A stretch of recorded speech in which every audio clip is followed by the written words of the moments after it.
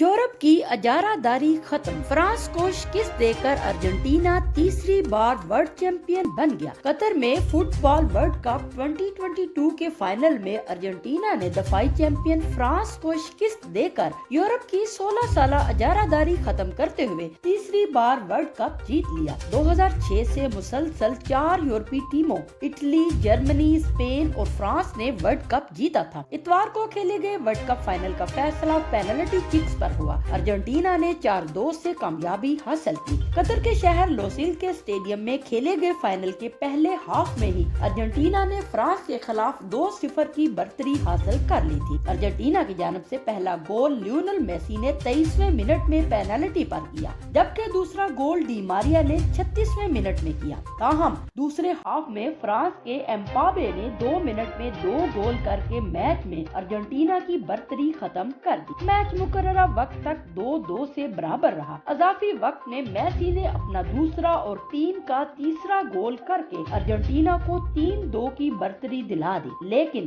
پھر ایمباپے نے تیسرا گول کر کے ہیٹ ٹرک کرتے ہوئے ارجنٹینا کی برتری ختم کر دی۔ اضافی وقت میں بھی میچ 3-3 سے برابر ہو گیا۔ ورلڈ چیمپئن کا فیصلہ پینلٹی ککس پر ہوا۔